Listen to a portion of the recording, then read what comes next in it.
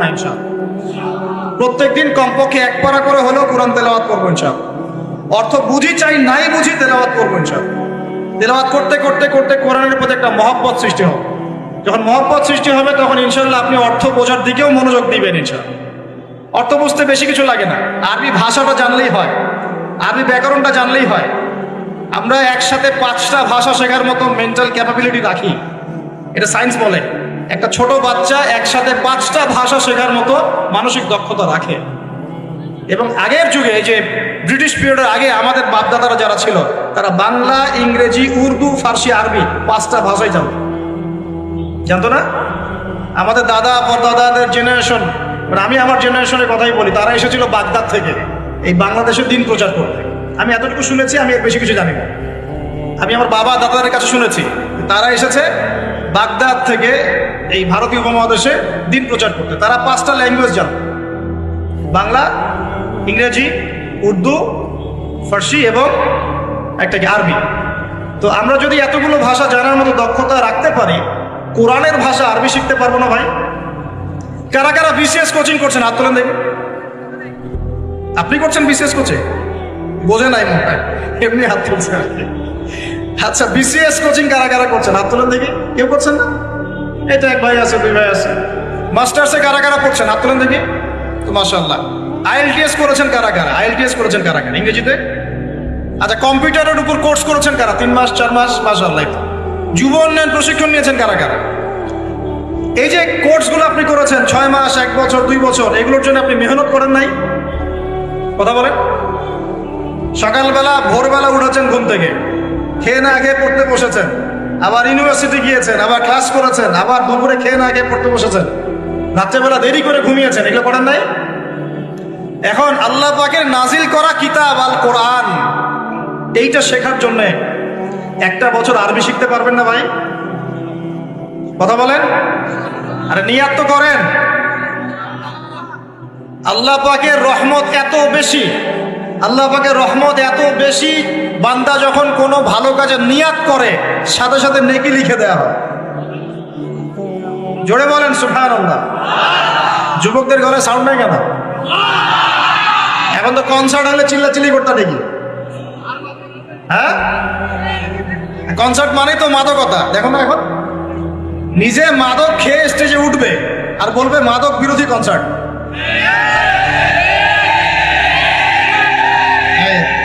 রাগ করলেন নাকি? বাস্তবতা না? নিজে মাদক খেয়ে স্টেজে উঠে ওইটা বলে মাদক বিরোধী কনসার্টের আয়োজন করছে। আমি আপনাদেরকে একটু পরে কোরআন সুন্নাহ থেকে বলছি যে আসলে মানুষের পরিবর্তন আসলে সম্ভব কিভাবে। এইসব বোগাস শোডাউন দিয়ে সম্ভব নাকি কোরআন সুন্নাহ দিয়ে সম্ভব? তো এই যে ভাইরা যারা 6 মাস, 1 বছর, 2 বছর কোর্স করছেন, পড়াশোনা করছেন, আল্লাহর কালাম শেখার জন্য কোরআনের ভাষাটা শিখতে পারবেন কিনা? একটু নিয়াত করেন আমার সাথে, আগামী রমজান আসার আগেই আল কোরআন তেলাওয়াত করা শিখবেন ইনশাআল্লাহ। একদম মদ, মাখরাজ, তাজবিদের সাথে বিশুদ্ধ করে কোরআন তেলাওয়াত করা শিখবেন ইনশাআল্লাহ। রাজি আছেন? মাত্র 3 মাসের মধ্যে মানুষ কোরআন শিখতে পারে। মাত্র কয় মাস? 3 মাসের মধ্যে মানুষ কোরআন শিখতে পারে, এটা সম্ভব।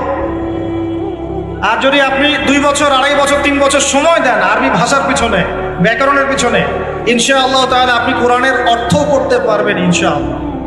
কোরআন পড়বেন, অর্থটাও বুঝতে পারবেন ইনশাআল্লাহ। আমরা বহুত দিন নামাজ পড়েছি, নামাজে আমরা 5 ওয়াক্ত নামাজে কোরআন তেলাওয়াত করি, তারাবির নামাজে কোরআন তেলাওয়াত করি।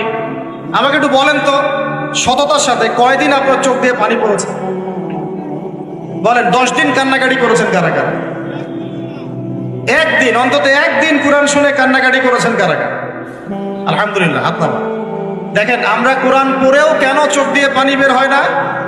কারণ কোরআনের যে অর্থ, যে মানে ব্যাখ্যা, ইন্টারপ্রিটেশন, এবং কোরআনের যে ভিতরের অন্তর্নিহিত নিগুড় একটা রহস্য, এইটা আমাদের কলিজার মধ্যে পতিত হয় না। কেন হয় না? কারণ আমি তো ভাষাটা জানি না, আমি তো ভাষা জানি না।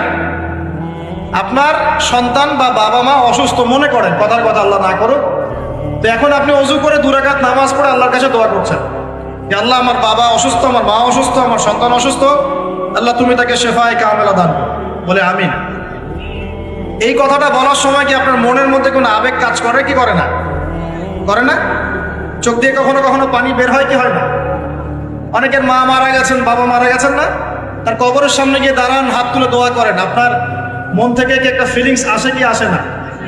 চোখ দিয়ে পানি বের হয় কি হয় না? তাহলে আল্লাহ পাকের কালাম কোরআন পড়ে কেন আমাদের চোখ দিয়ে পানি ঝরছে না? উত্তর কি? উত্তর হচ্ছে কোরআন পড়ে বোঝার মতো আবেগ আপনার অন্তরে তৈরি হচ্ছে না। এখন কেন তৈরি হচ্ছে না? উত্তর কি? কারণ আপনি আমি সেই ভাষাটা বুঝি না। কথা কি বুঝতে পারছেন যুবক ভাই?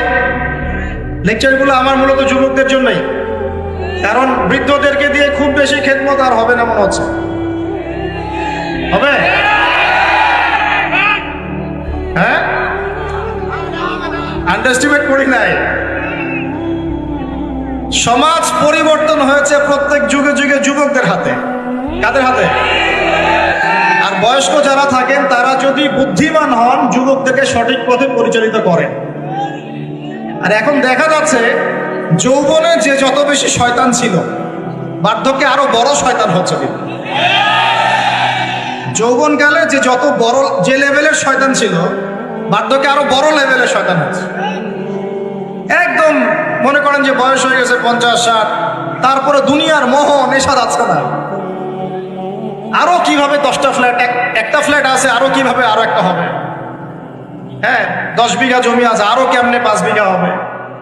এই ব্যবসার এই অবস্থা আরো কেমনে বেশি হয়। সারাদিন দুনিয়া দুনিয়া দুনিয়া নিয়ে। দুনিয়াদার ব্যক্তিদের হাতে কি সমাজ ইসলামিক বিপ্লব হয়? দুনিয়াদার মানুষদের হাত দিয়ে কি ইসলামের বিপ্লব হয়েছে? নাকি আল্লাহ এবং তার রসুলের প্রেমে বা ইশকে পাগল এই মানুষদেরকে দিয়ে দিনের খেদমত হয়? কোনটা বলেন তো? যারা আল্লাহ এবং তার রসুল এবং তার দিনকে মহব্বত করে এই মানুষদেরকে দিয়ে দিনের খেদমত হয় না? যুবকদের সামনে ভবিষ্যৎ পড়ে আছে এবং এই বাংলার ভবিষ্যৎও তাদের হাতেই আছে। এই বাংলাদেশের ভবিষ্যৎ কাদের হাতে?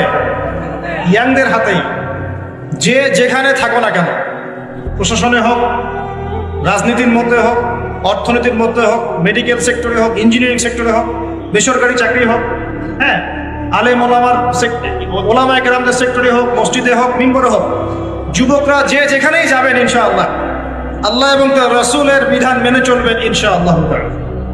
এই কাজটা যদি করতে পারেন, সত্যিকার অর্থেই দেখবেন বাংলার মাটিতে দিন কায়েম হয়ে যাবে। এখন আসি মূল কথায়। এতক্ষণ যে কথাগুলো বললাম, ওই মোবাইল ফোন থেকে শুরু করে আপনাদের হাতে ধরিয়ে দিলাম, এখন থেকে আর আল কোরআন। স্মার্টফোনের সময় কম, কোরআনের সময় বেশি। রাজি আছে কিনা? স্মার্টফোনের সময় কম, কোরআনের সময় বেশি। রাজি আছেন কিনা? আল্লাহ তৌফিক দান করুন। এবার আসেন আজকের আলোচনার সংক্ষিপ্ত করে দিব। আলোচনা বৃষ্টি যে কোনো সময় বৃষ্টি হতে পারে। আল্লাহ পাক আমাদেরকে আলোচনাটা সুন্দরভাবে শেষ করার তৌফিক দান করুন। আমি আজকে আপনাদেরকে 10টা পয়েন্ট বলবো। কয়টা পয়েন্ট ভাই? টাইটেলটা এভাবে দিবেন, সমাজ পরিবর্তনের জন্যে তাজকিয়া বা আত্মশুদ্ধির গুরুত্ব। কথা বলেন আমার সাথে। সমাজ পরিবর্তনের জন্যে তাজকিয়া বা আত্মশুদ্ধির গুরুত্ব। সমাজ পরিবর্তন হোক আপনি চান কি না? নাকি যে অবস্থায় আছে এই অবস্থায় আপনি সন্তুষ্ট? সমাজের মধ্যে সুদ আছে, আপনি সন্তুষ্ট? সমাজে মেয়েরা বেপর্দায় চলাফেরা করছে, আপনি কি সন্তুষ্ট? সমাজে বহু মানুষ আছে বেনামাজি ঘুরে বেড়ায়, আপনি কি সন্তুষ্ট? সমাজে বহু যুবক ছেলে পেলে মাদকদ্রব্য সেবন করে, আপনি কি সন্তুষ্ট? সমাজে বহু মেয়ের ইজ্জতহানি হচ্ছে, ইফটিজিং হচ্ছে, ধর্ষণ হচ্ছে, আপনি কি সন্তুষ্ট? সমাজে অনেক মানুষ দুর্নীতি করছে, আপনি কি সন্তুষ্ট? সবচেয়ে বড় কথা, সমাজে আল্লাহ এবং তার রসুলের যে ঐশী বিধান এটা প্রতিষ্ঠিত নাই, এতে কি আপনি সন্তুষ্ট? এখন আপনি কি চান যে এই সমাজটা আলোকিত হোক, কোরআন এবং সুন্নাহর আলো সমাজে ছড়িয়ে পড়ুক? এটা কি আপনি চান? এটা আমাদের প্রথম প্রশ্ন, আমরা চাই কি না? আমরা কি চাই? আচ্ছা, তাহলে আল্লাহ রাব্বুল আলামিন কোরআন এবং সুন্নাহর মধ্যে কিছু দিক নির্দেশনা দিয়েছেন। আমি এই পুরো জিনিসটা থেকে 10টা মৌলিক পয়েন্ট আপনার সাথে শেয়ার করতে চাই। আমরা যদি সামাজিক পরিবর্তন চাই, সর্বপ্রথম প্রয়োজন হচ্ছে তাজকিয়া বা আত্মশুদ্ধি। এই তাজকিয়া মানে কি ভাই? আমার সাথে কথা বলবেন। আত্মশুদ্ধি। আত্মশুদ্ধি মানে নিজের পরিশুদ্ধি, নিজের পরিশুদ্ধি। দেখুন, রাসূলুল্লাহ সাল্লাল্লাহু আলাইহি ওয়াসাল্লাম যখন সমাজে দাওয়াতি কাজ শুরু করলেন, আল্লাহর নবী কি এমন মানুষ ছিলেন যে খালি কথা বলতেন, নিজে আমল করতেন না? এমন মানুষ ছিলেন না? নিজে যেটা বলতেন সেটা আগে করে দেখাতেন। কোনটা বলেন তো? নিজে যেটা বলতেন সেটা করে দেখাতেন। আমরা নামাজ পড়ি কয় ওয়াক্ত? 5 ওয়াক্ত। নবীজি নামাজ পড়তেন কয় ওয়াক্ত জানেন? 8 ওয়াক্ত। কয় ওয়াক্ত? এটা তো নতুন শুনলেন মনে হয়। 5 ওয়াক্ত নামাজ তো তিনি পড়তেনই, তার পাশাপাশি পড়তেন তাহাজ্জুদ। 5 আর আগে কত হলো? 6। এরপরে পড়তেন ইশরাকের নামাজ, কত হলো? 7। এরপরে পড়তেন চাষতের নামাজ, সালাতুদ দুহা, কত হলো? যে মানুষটার আগের কোনো গুনাহ নাই, পরেও কোনো গুনাহ নাই, যে মানুষটা পবিত্র, যার আমল নামায় কোনো গুনাহই নাই, যে মানুষটাকে আল্লাহ বাছাই করেছেন সমাজ পরিবর্তনের জন্য, মানুষকে দিন শেখানোর জন্য, পথ ভোলা মানুষগুলোকে জান্নাতের পথে আনার জন্য, সেই মানুষ নিজে অন্যকে বলছেন 5 ওয়াক্ত নামাজ পড়ো, নিজে পড়ছেন 8 ওয়াক্ত। তার মানে এখান থেকে আপনাকে বোঝাতে চাইলাম, সমাজ পরিবর্তন করতে হলে যারা এই কাজ করতে চাবেন তাদের নিজেকে আগে পরিশুদ্ধ হতে হবে, অন্যের চাইতে বেশি আল্লাহওয়ালা হতে হবে। আল্লাহ পাক তৌফিক দান করুন। তাজকিয়া মানে হলো আত্মশুদ্ধি। আত্মশুদ্ধি সম্পর্কে আল্লাহ পাক বলেন বিসমিল্লাহির রহমানির রহিম, আল্লাহ বলেন কদ আফলাহা মান যাক্কাহা, যে ব্যক্তি আত্মশুদ্ধি অর্জন করেছে সে সফল হয়ে গেছে। বলেন সুবহানাল্লাহ। যে ব্যক্তি আত্মশুদ্ধি অর্জন করতে পেরেছে সে সফল হয়ে গেছে। ওয়াকাদ খাবা মান দাসাহা, আর যে ব্যক্তি আত্মশুদ্ধি অর্জন করতে পারে নাই সে ব্যক্তি ধ্বংস হয়ে গেল। বলি নাউজুবিল্লাহ। আত্মশুদ্ধি মানে আত্মার পরিশুদ্ধি। এখানে একটু বোঝেন আমার সাথে, আমরা নামাজ পড়ি, ফিজিক্যাল ভূমিকা এখানে আছে কিনা? নামাজে ফিজিক্যাল ভূমিকা আছে কিনা? এই যে নামাজে বাহ্যিক শারীরিক কিছু কার্যকলাপ আছে কিনা? কিন্তু এই নামাজটাই যদি আমি মনের মধ্যে রিয়া নিয়ে পড়ি, নামাজ কবুল হবে কিনা? কথা বলেন। আচ্ছা, তার মানে নামাজ পড়ার সাথে সাথে অন্তরের পরিশুদ্ধিও দরকার আছে। আপনি এখন যাকাত দিচ্ছেন, নামাজ পড়ছেন, সওম রাখছেন, সব কি শারীরিক ইবাদত না? শারীরিক আর্থিক ইবাদত না? হজ করছেন, উমরা করছেন, সব শারীরিক ফিজিক্যাল ইবাদত। কিন্তু মনের মধ্যে আছে অহংকার, মনে আছে রিয়া, মনে আছে কুফরি, মনে আছে নেফাক। এখন ইবাদত কবুল হবে কিনা? তার মানে বাহ্যিক ইবাদতের সাথে অভ্যন্তরীণ পরিশুদ্ধি না থাকলে আমাদের ইবাদত কবুল হচ্ছে না। হচ্ছে না। একজন ব্যক্তি ইসলামের সব মানে ভেতরে মুনাফিকি, এই নফসের এই দোষের কারণে তার কি এই ঈমান কোনো কাজে দিবে কিনা? মনে করেন আব্দুল্লাহ বিন উবাইয়ের মতো একজন মানুষ, যে মুখে মুখে স্বীকার করেছে যে হ্যাঁ আল্লাহ ছাড়া কোনো ইলাহ নাই, মুহাম্মদ সাল্লাল্লাহু আলাইহি ওয়াসাল্লাম আল্লাহ রাসূল, মুখে স্বীকার করেছে, কিন্তু মনে মনে ইসলামকে স্বীকার করে নাই, ভিতরে ভিতরে ইসলামের সাথে শত্রুতা করে, গাদ্দারি করে। মনের এই দোষের কারণে তার বাহ্যিক এই যে স্বীকৃতি, এটা কাজে আসবে কি আসবে না? আসবে? আসবে না। মনে করেন আপনি খুব আমল করছেন মাশাআল্লাহ, কিন্তু আকীদার মধ্যে খুব গলদ আকীদা আছে। আকীদার মধ্যে গলদ আকীদা আছে। যেমন একটা গলদ আকীদা হচ্ছে, আপনি মনে করেন যে ইসলামের কিছু অংশ মানলেই হয়, কিছু অংশ না মানলেও চলে। ইসলামের বিধান ওই যুগে চলতো, এই যুগে চলে না। ইসলামের কিছু বিধান আছে যেগুলো এখন পালন করা যায় না, আগে যেত। আকীদায় গলদ। কেউ যদি মনে করে যে তাকদীর বা ভাগ্য বলতে কিচ্ছু নাই, আমি যা করব তাই পাবো। কেউ যদি মনে করে যে আল্লাহ রাব্বুল আলামিনের জাত এবং সিফতগুলো এগুলা মানার দরকার নাই, শুধু আল্লাহকে রব হিসেবে মানলেই হয়, মানে এরকম অনেক গলদ আকীদা আছে। কিন্তু এটা নিয়ে আলাদা লেকচার দেওয়া যায়। তো এখন ইবাদতের আমল সে করছে ঠিকই, কিন্তু আকীদার মধ্যে গলদ বিশ্বাস আছে। এখন তার ইবাদত কবুল হবে কিনা? কথা বলেন। হবে না। একজন ব্যক্তি মনে করেন সুন্নতের উপর আমল করছে, কিন্তু মুহাম্মদ সাল্লাল্লাহু আলাইহি ওয়াসাল্লামের শানে এবং তার অবমাননায় তার অন্তর কলিজা কাঁপে না। কথা বুঝতে পারছেন কি? সুন্নাহর উপর আমল করছে ঠিকই, কিন্তু মুহাম্মদ সাল্লাল্লাহু আলাইহি ওয়াসাল্লামের মহব্বত, ভালোবাসা তার ভিতরে নাই। ইবাদত কবুল কতটুকু হবে চিন্তা করেন। এই যে ভিতরের বিষয়গুলা, অন্তরের সাথে সম্পৃক্ত বিষয়, ভিতরের আকীদা, ভিতরের মহব্বত, আল্লাহর প্রতি ভয়, আল্লাহর প্রতি একটা ইহসান, মনটাকে রিয়া মুক্ত করা, অহংকার মুক্ত করা, হ্যাঁ, অন্যের প্রতি বিদ্বেষ মুক্ত করা, তারপরে কুফর নেফাক এগুলো মুক্ত করা। এই যে অন্তরের সাথে সম্পৃক্ত বিষয়গুলোই এই তাজকিয়া বা আত্মশুদ্ধির মৌলিক বিষয়। আমার কথা কি বুঝতে পারছেন? এখন কিভাবে এটাকে পরিশুদ্ধ করব? বিশ্বাস করেন, ভিতরটা যদি পবিত্র থাকে, বাহিরের ইবাদত অল্প হলেও জান্নাতে যাবেন। এটা ভিতরের বিষয় যদি পবিত্র থাকে, বাহিরের আমল যদি কমও হয়, ইনশাল্লাহ আপনি জান্নাতে যান। বিশ্বাস করছেন না? এক ব্যক্তির কথা শোনাই, তাহলে বুঝবেন। সে এত বেশি পাপ করেছিল যে তার সন্তানদেরকে বলেছে আমার মৃত্যুর পরে আমার লাশটাকে পুড়িয়ে ফেলবে, ছাইগুলো অর্ধেক বাতাসে ভাসিয়ে দিবে, অর্ধেক ছাই সমুদ্রে ভাসিয়ে দিবে। ঠিক আছে, এটা তো হাদিস আপনারা জানেন, ওলামায়ে কেরাম যারা আছে। এখন সন্তানরা তাই করেছিল। আল্লাহ পাক তাকে আবার জীবিত করে বলেছেন যে কেন এই কাজ করেছিলাম। সে বলেছে মিন খাশিয়াতিকা ইয়া রাব্বি, আল্লাহ তোমার ভয়ে কাজ করেছি। ওয়া আনতা আ'লামু মিন্নি, আপনি আমার চেয়ে ভালো জানেন যে আমি আপনার ভয়ে করেছি না অন্য কোনো কারণে করেছি। তো আল্লাহ পাকের ভয়ে সে এমন একটা কাজ করেছে যে কাজটা কিন্তু মনে হচ্ছে কুফরি, কারণ সে মনে করছে আল্লাহ তাকে আবার পুনরুত্থিত করতে পারবে না। তাই সন্তানদেরকে বলছে আমাকে পুড়িয়ে ছাইটাই ভাসিয়ে দিস। আল্লাহ পাক বলছেন কেন করেছো? সে বলছে তোমার ভয়, আল্লাহ তোমার ভয় করেছে। আল্লাহ পাক তাকে বললেন তুমি যদি আমার ভয়েই করে থাকো, আর হ্যাঁ তুমি আমার ভয়েই করেছিলে, আজকে আমি তোমাকে মাফ করে দিলাম, যাও। সেই ব্যক্তি বলেছিল আমার চেয়ে বড় পাপ কেউ করে নাই, আল্লাহ যদি আমাকে ধরতে পারে তাহলে খবর আছে। তার মানে তার ধারণা আল্লাহ তাকে ধরতে পারবে না, এটা কিন্তু কুফরি আকীদা। তারপরে আল্লাহ পাক তাকে কিন্তু মাফ করলেন। কেন? সে বলছে আল্লাহ আমি শুধু আপনার ভয়েই কাজটা করেছি, আর আপনি খুব ভালোই জানেন আমি আপনার ভয় করেছি। কিন্তু এই যে ভিতরের পরিশুদ্ধতার কারণে আল্লাহ বাইরের গুনাহটা মাফ করে দেন। আমার কথা বলে বুঝতে পারছেন? মানে ভিতর যদি পরিষ্কার হয়, পরিচ্ছন্ন হয় এবং আকীদা ঠিক থাকে, তাজকিয়া ঠিক থাকে, আমল অল্প হলেও ইনশাআল্লাহ জান্নাতে যাবো। খুশি হন নাই? তা একবার বলেন সুবহানাল্লাহ। এবার আসেন কিভাবে এটা অর্জন করতে পারি। এক নাম্বার, তাজকিয়া বা আত্মশুদ্ধি অর্জনের প্রথম কাজ হচ্ছে, সর্বপ্রথম কাজ সেটা হলো নিজেকে নিয়ে ফিকির করবেন, অন্যের ফিকির বাদ দিবেন। কি বললাম ভাই? নিজেকে নিয়ে ফিকির করবেন, অন্যের ফিকির আপাতত বাদ দিবেন।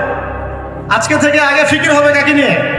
নিজেকে নিয়ে। আমি দলিল দিচ্ছি, এমনি কথা বলছি না। আল্লাহ পাক বলছে সূরা মাইদা আয়াত নাম্বার 105, সূরা মাইদা আয়াত নাম্বার 105, আল্লাহ পাক বলেন ইয়া আইয়ুহাল্লাযীনা আমানু, হে মুমিনগণ, আলাইকুম আনফুসাকুম লা ইয়াদুররু মান দাল্লা ইন ইহতাদাইতুম ইলাল্লাহি মারজিউকুম জামিআন ফায়ুনাব্বিউকুম বিমা কুনতুম তা'মালুন। আল্লাহ পাক বলেন হে মুমিনগণ, হে তোমরা যারা ঈমান এনেছো, আলাইকুম আনফুসাকুম, আগে তোমরা নিজেরা নিজেদের নফসের খবর নাও। কি বলেন আল্লাহ পাক? নিজেরা নিজেদের নফসের খবর নাও। লা ইয়াদুররু মান দাল্লা ইন ইহতাদাইতুম, কেউ যদি পথভ্রষ্ট হয়ে যায় এতে তোমার কোনো ক্ষতি নাই, আগে নিজের খবর নাও, নিজের নফসের খবর। তাহলে প্রথম কাজ কি ভাই? আমার সাথে বলেন। এবার নিজের নফসের একটু খবর নেই ভাই, আমার সাথে বলেন দেখি কার কার বয়স এখানে 20 বছর ক্রস করেছে? হাত তোলেন, হাত নামান। এবার কার কার বয়স 30 বছর ক্রস করেছে? কার কার বয়স 40-50 ক্রস করেছে? আচ্ছা এবার হাত নামান। এবার আজকে বাসায় গিয়ে ঠান্ডা মাথায় আমার এই কথাটা শুনুন। জাদান ভাই ঢাকা থেকে 6 ঘন্টা জার্নি করে আসছিল, আইসা আমার এই কথাটা বইলা গেছে। কি বলছে? এই যে 30 বছর, 20 বছর, 40-50 বছর আপনার জীবন থেকে চলে গেছে, একটু চোখ বন্ধ করে আজকে বাসায় গিয়ে আপনি চিন্তা করবেন নিজের নফসের খবর কিভাবে নেবেন সেটা বলছে। চিন্তা করবেন যে এই 40 বছরে, 30 বছরে আপনি 30 দিন জামাতের সাথে নামাজ পড়েছেন কিনা। মন খারাপ করলেন? আত্মশুদ্ধি এবং আত্মসমালোচনা এভাবেই করতে হয়। চিন্তা করবেন 30টা রোজা যে আমার জীবনে চলে গেল, আমি সব বছর প্রত্যেকটা রোজা রেখেছিলাম কি না। চিন্তা করবেন এই 30 বছরে আপনি, বেশি না ভাই, 30টা সূরা পড়েছেন কিনা, 30 দিন কোরআন নিয়ে বসেছেন কিনা, 30টা আয়াত আপনি মুখস্থ করেছেন কিনা। 30টা আয়াত, মাত্র 30টা আয়াত, যেমন আলহামদুলিল্লাহি রাব্বিল আলামিন, আর রহমানির রহিম, মালিকি ইয়াউমিদ্দিন, এভাবে 30টা আয়াত আপনি মুখস্থ করেছেন কিনা, মাত্র 30টা। চিন্তা করবেন ঠান্ডা মাথায় 30টা হাদিস নবীজির পড়েছিলেন কিনা, সারা 30 দিন দান সৎকা করেছেন কিনা, মানুষকে সৎ কাজে আদেশ করেছেন কিনা, একটু আল্লাহর রাস্তায় সময় দিয়েছিলেন কিনা, মানুষকে অসৎ কাজে বাধা দিয়েছিলেন কিনা, দিন প্রচারের জন্য কিছু একটা করেছিলেন কিনা, একটা বই লিখেছিলেন কিনা। একটা লেকচার দিয়েছিলেন কিনা, মিম্বরে দাঁড়িয়ে একটা খুতবা দিয়েছিলেন কিনা, একটা হালাকায় বসে মানুষকে কিছু ভালো নসিহত করেছিলেন কিনা, মিসকিনকে খাইয়েছিলেন কিনা, এতিমখানায় 30টা টাকা দান করেছিলেন কিনা, মসজিদ মাদ্রাসায় দিনের খেদমতের জন্য কিছু করেছিলেন কিনা। এই ফিকিরটা ভাই করা যাবে কি বাসায় গিয়ে? আমি জানি হয়তোবা, আল্লাহ না করুক, কিন্তু হয়তোবা বেশিরভাগ মানুষের উত্তর আসবে কি, হ্যাঁ না না। এখন আমাকে বলেন, সমাজ পরিবর্তন হবে কিভাবে বলেন? এই মানুষগুলোকে দিয়ে, এই অবস্থার এই মানুষগুলোকে দিয়ে? আপনার তাই মনে হয়? দেখেন ভাই, একটা কথা আমি আপনাকে বলে যাই, যে আমরা জীবন পেয়েছি একটা, কয়টা ভাই? এরপর কোনো চান্স আসবে না। কথা সত্য না? এবং আমরা থাকতে চাই জান্নাতে। কোথায়? আমরা কোথায় যেতে চাই ভাই? এবার একটু আমার সাথে বলেন দেখি, সত্যি কি আপনার মনে হয়, সত্যি কি আপনার মনে হয় যেভাবে জীবন যাপন করছি আমরা, এতে আমরা জান্নাতে যাব? অনেস্টলি কি আপনি বুকে হাত দিয়ে বলেন তো, আপনার কি সত্যি মনে হয় এই জীবন যাপনের মধ্য দিয়ে আমরা সত্যি জান্নাতে যেতে পারবো? ছেলেপেলে কিশোর গ্যাংয়ে যোগ দিচ্ছে, ছেলেপেলে টিকটক প্রজন্ম হয়ে গেছে, ছেলেপেলে মেয়েদের পিছনে আড্ডাবাজি করে টাঙ্কি মেরে বেড়ায়, ছেলেপেলে মেয়েদের সাথে ওপেন জেনা করছে, মেয়েরাও জেনা করছে। কিছু কিছু বদ মেয়ের স্বভাব এমন, সে চাচ্ছে যেন তার সাথে জেনা করা হোক। চুল খুলে নগ্ন হয়ে রাস্তাঘাটে ঘুরে বেড়াচ্ছে। বাড়ির মেয়েরা পর্দা করছে না, মা পর্দা করছে না, বোন পর্দা করছে না, স্ত্রী পর্দা করছে না। দিব্যি বাসায় সুদের টাকা ঢুকছে, হারামের টাকা ঢুকছে, দুর্নীতির টাকা ঢুকছে, ঘুষের টাকা ঢুকছে। সত্যি মনে হয় যে এইভাবে আমল করে আমরা জান্নাতে যেতে পারবো? অথচ আল্লাহ সৃষ্টি করেছেন আমাদেরকে তার ইবাদত করার জন্য। এই দুনিয়ার জীবনের সংক্ষিপ্ত হায়াত দিয়েছেন, মৌতের পর হয় জান্নাত, তাহলে জান্নাত, আর কোনো বিকল্প অপশন নাই। তাহলে ভাই আত্মশুদ্ধির দরকার নাই? তাহলে আজকে বাসায় গিয়ে এই ফিকিরটা করা যাবে? আমিও করবো ইনশাল্লাহ, আপনিও করেন, আমি নিজেও করবো ইনশাল্লাহ, আপনিও করবেন, যে এই 30-40 বছর আমরা করলামটা কি? পারা যাবে ইনশাল্লাহ ভাই? এই চিন্তা যদি আপনার রাতের ঘুমটা আজকে হারাম করে ফেলায়, কালকে থেকে ইনশাল্লাহ এই ছেলেগুলোকে দিয়ে সমাজ সংস্কার হবে, ইসলাম প্রতিষ্ঠা হবে ইনশাল্লাহ। কি যুবক ভাইরা, হবে না ইনশাল্লাহ? আল্লাহ পাক কবুল করুন, বলি আমিন। 1 নাম্বার, নিজের চরকায় তেল দেওয়া। অন্যের কথা পরে, কে কি করে, নামাজ পড়ে কিনা, কে কি বলে লেকচারে, কার কি সমালোচনা করা যায়, সব বাদ। আগে নিজের চিন্তা করবো। আলাইকুম আনফুসাকুম, নিজের নফসের খবর নাও, বাস। এখন দেখলাম নিজের নফসের খবর ভালো না, তাহলে কি করণীয়? করণীয় হচ্ছে এই ফজরের ওয়াক্ত থেকে শুরু হবে। কালকের অপেক্ষা করব না, ফজরের ওয়াক্ত থেকে শুরু হবে। আমরা উঠবো তাহাজ্জুদে ইনশাআল্লাহ, রাজি আছি?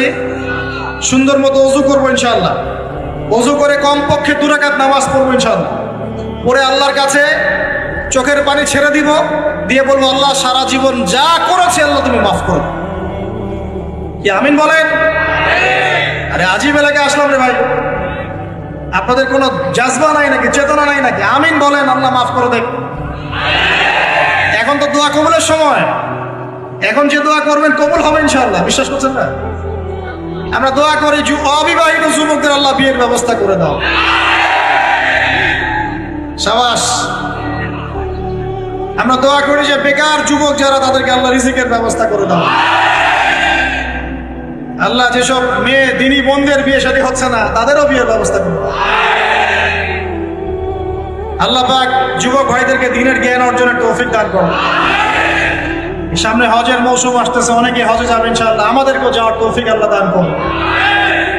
আল্লাহ রাব্বুল আলামিন আমাদের যুবক ভাইদেরকে আগামী দিনে বাংলার জমিনে দ্বীন কায়েমের জন্য কবুল করে দেন, আমিন। উলামায়ে কেরামের মধ্যে আল্লাহ মহব্বত বাড়ায় দেন, দলে দলে বিভক্তিগুলো বন্ধ করেন। দলে দলে বিভক্তি শুনলে আবার গা জ্বলা শুরু করে। এই জন্য অনেকে আমাকে একটু রাগ করেন আমার সাথে, এসে আমার সাথে দলীয় পরিচয় দিবেন না, আমি অমুক দল করি, আমি তমুক দল করি। দলে দলে তো বিভক্ত করে উম্মাটাকে বিভক্ত করে রেখে দিয়েছে নাকি? হাজার হাজার ফেরকায় বিভক্ত করে রেখে দিয়েছে। কারোর সাথে কারো ভালো সম্পর্ক নাই, কিন্তু মুখে কিন্তু বলে যে আমরা সবাই এক, কিন্তু আদতে সেটা নাই। মনের ভিতরে যে কি পরিমাণ হিংসা আর বিদ্বেষ, সেটা তো মাঠে যারা চলাফেরা করে তারাই বুঝতে পারে। বিভক্তিগুলো খুব ভালো জিনিস। হ্যাঁ, আপনি একটা মানে ফাউন্ডেশন করছেন বা অ্যাসোসিয়েশন করছেন বা পলিটিক্যাল একটা দল করেন, ইটস ওকে, এটা মানুষ করতে পারে। তাই বলে অন্যদের সাথে কি হিংসা বিদ্বেষ পোষণ করে বিভক্তি বাড়াতে হবে? সবার সাথে একটা হৃদ্যতাপূর্ণ সম্পর্ক রাখা যায় না? হ্যাঁ, আমিও মাশাআল্লাহ দিনের কাজ করছি, ওই ভাইও করছে মাশাআল্লাহ, আলহামদুলিল্লাহ। তার দ্বারা কিছু খেদমত হচ্ছে, আমার দ্বারা হচ্ছে, তার দ্বারা হচ্ছে। ইনশাআল্লাহ একদিন যখন আল্লাহ পাকের পক্ষ থেকে মনোনীত কোনো নেতা আসবে, তখন সবাইকে ঐক্যবদ্ধ করবেন ইনশাআল্লাহ। আল্লাহ পাক সেই নেতৃত্ব নিয়ে আসুন বলি আমিন। দোয়া করা যায় না? আল্লাহ পাক নিয়ে আসবেন ইনশাআল্লাহ। আর যদি দেখি যে আসছেই না, তাহলে নেতা হইতে হবে। যখন মাঠে নেতা নাই, তখন নেতা হতে হবে। নেতা হওয়ার আপনারা যোগ্যতা অর্জন করেন, পড়াশোনা করেন। কোরআনে কিন্তু নেতৃত্বের দুইটা বৈশিষ্ট্য বলা আছে। কয়টা ভাই? তালুতের কথা মনে আছে? তালুত আর জালুত সূরা, কোন সূরা আছে বলেন? কেউ বলতে পারবে? এই যুবক ছেলেটা বলো, কোন সূরা আছে?